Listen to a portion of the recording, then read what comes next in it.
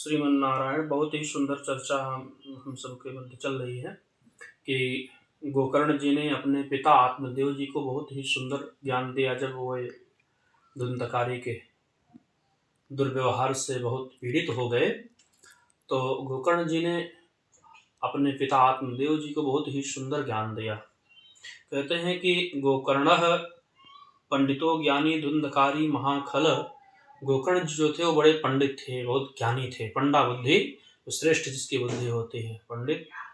और पंडित का एक अर्थ ये भी होता है कि आत्मवत परदारेषु पर द्रव्येषु रोष्ठवः आत्मवत सर्वभूतानां यह पश्यति स पंडितः।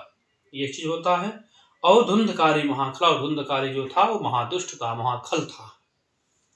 और उसको अपने पिता आत्मदेव जी को बहुत ही सुंदर ज्ञानोपदेश करते हुए गोकर्ण जी महाराज कहते हैं कि पिताजी, असारः खलु संसारो दुख रूपी विमोहकः।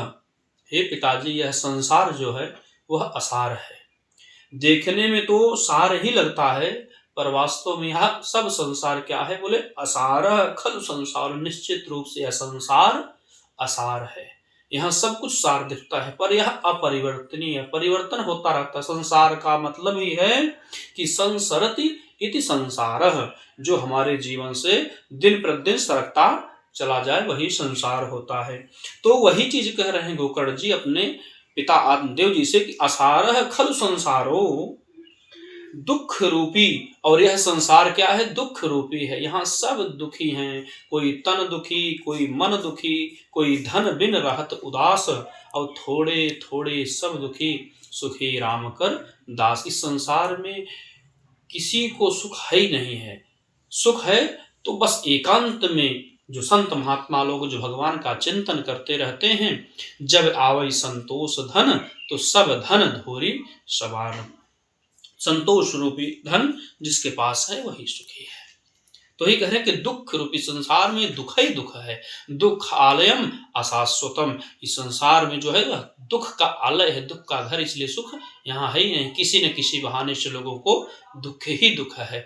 किसी को धन नहीं है तो धन के लिए परेशान है, किसी को धन है तो पुत्र नहीं है, पुत्र के लिए परेशान, किसी को पुत्र और धन है तो पारिवारिक जन नहीं ठीक है, किसी के लिए दोनों है तो पुत्र नहीं है। इस प्रकार से अनेक प्रकार से लोग दुखी हैं। और आत्मदेव जी भी बहुत दुखी थे।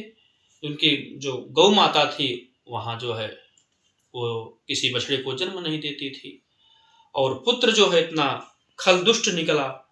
तो दुख रूपी विमोह का, और यह मोह में डालने वाला है। और मोह के चक्कर में पड़कर व्यक्ति अपने आप को उद्धार नहीं कर पाता है। जबकि यह मनुष्य शरीर साधन धाम मोक्ष कर द्वारा, यह मनुष्य शरीर जो है साधन का धाम है और मोक्ष का द्वार है। जो इसे पाकर अपने जीवन को नहीं संवारता, वास्तव में उन्होंने अपने जीवन को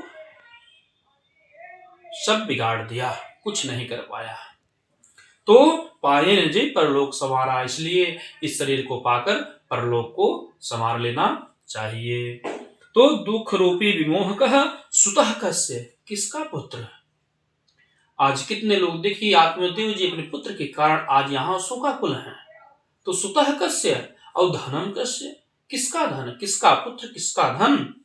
स्नेहवान ज्वलितो निशम, स्नेहवान पुलिस दीपक की भांति जो है जल रहे हैं।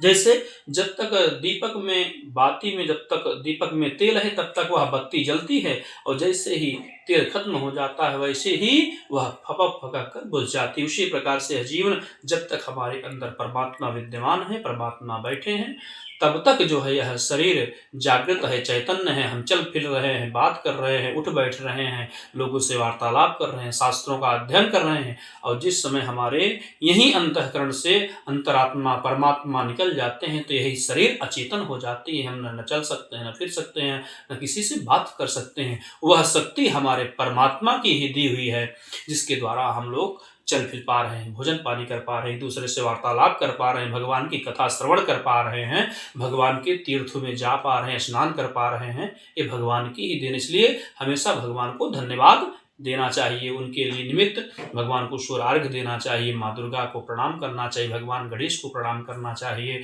सूर्य भगवान को प्रणाम करना चाहिए, नित्य निरंतर संध्या वंदन आदि करना चाहिए, उस परमात्मा को धन्यवाद देना चाहिए। तो सुतः कस्य धनम कस्य, किसका पुत्र किसका धन, स्नेहवान ज्वलत्युन्नसं, स्नेहवान पुरुष दीपक की भांति जल रहे हैं, और सुख इस संसार में किसी को नहीं है। न च इंद्रस्य सुखम कश्चिन न सुखम चक्रवर्ती, न इंद्र को ही सुख नहीं है और चक्रवर्ती राजा को भी सुख नहीं है। सुख मस्ती विरक्तस्य, अगर किसी को सुख है तो विरक्तस्य, विरक्त को है। मुनेरे एकांत जीवन, और एकांत में मुनियों लोगों को सुख है, क्योंकि जो एकांत में रहकर भगवान परमात्मा का भजन करते रहते हैं। और अंधकूपे स्नेह फासे बद्ध पंगुरहम सठः कर्मणा पयतो न्यूनम मामुद्धर दयानिधे। फिर कहते हैं देहे स्थिमान सुरुधरे अभिमति त्यजत्वम जाया सुता दिस्वदा ममता विमुच पश्या निशम जगदितम क्षणभंगु निष्ठाम वैराग्य राग रसिको भवभक्ति निष्ठः धर्मः भजस्व सततम त्यज लोक धर्मान सेवस्व साधु पुरुषाम जहि काम तृष्णान अन्यस्य दोष गुण चिंतन मासु मुक्त्वा सेवा कथा रसम हो नितराम पिबत्वम। इसलिए जो है भगवान की एकमात्र सेवा कथा रस को पीकर अपने जीवन को संवार लेना चाहिए। धर्म का जो है भजन करिए, परमात्मा धृति धारिते धर्म, धर्म वही है जिसका धारण किया जाए। तो इस प्रकार से अनेक प्रकार से जो है गोकर्ण जी अपने पिता आत्मदेव जी को समझाते हैं, और इनके समझाने से आत्म जी संतुष्ट हो जाते हैं और वन में जाकर दशम स्कंध का पारायण करके अपने जीवन को संवार लेते हैं। श्रीमन नारायण।